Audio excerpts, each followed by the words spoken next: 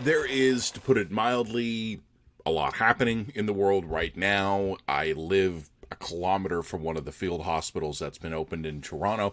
I don't need to tell anyone, and I don't need to be told by anyone, that we still are living in an era where politics and daily life is dominated by the pandemic. I do, however, think we need to talk a little bit about issues that are not related to the pandemic. Most of what I'm doing these days is I'm going to give myself a pass today to talk about something else.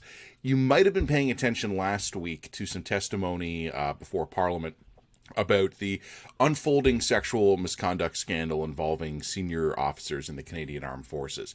It's pretty complicated. I'm not going to recap all of it here for you, but what we can say is that there were allegations against General Jonathan Vance. He is the former, he's now retired, commander of the Canadian Armed Forces. He was chief of the defense staff.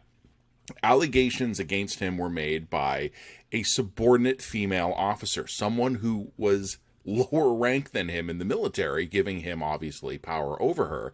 These complaints, these allegations of misconduct, were reported to the defense minister by the now former ombudsperson for the Canadian Armed Forces. The ombudsperson is a job that exists exactly for situations like this, when there are issues that a member of the armed forces believes they need to address, that they need to raise, but where they can't because the issue is directly up their chain of command. You don't go complain about the captain to the captain. You need someone outside if there are serious issues of misconduct. What happened next is kind of what we've been learning, which is that a whole bunch of members of the Trudeau government, including the Prime Minister's office, all apparently forgot how to do their jobs, or perhaps more to the point, actually became hyper-focused on the precise definition of their job. And wouldn't you know it, all of them miraculously found it wasn't really their problem.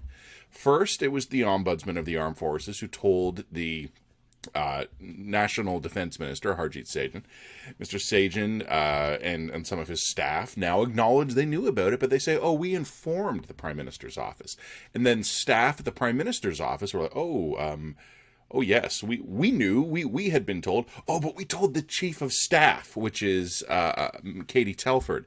And then Miss Telford, apparently, according to the Prime Minister, did not pass this information on. Folks, this whole thing has taken on kind of a, if you've ever watched a political scandal before, you know what these things look like, right? They kind of move in ever inward in concentric circles of authority and accountability. It starts with someone who's relatively remote, and then it keeps working its way inward.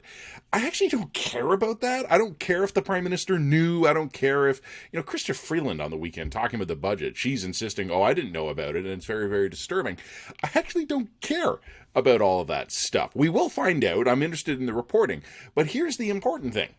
The guy who walks around trumpeting his feminist credentials, right? The budget we had just a week ago it was Canada's first female finance minister, bringing down a feminist budget.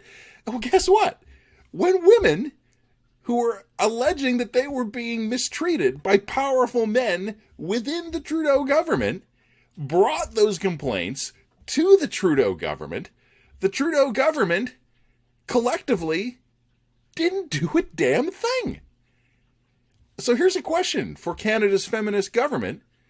What good is your feminism if when a woman alleges misconduct by a powerful man, all of the feminists go AWOL?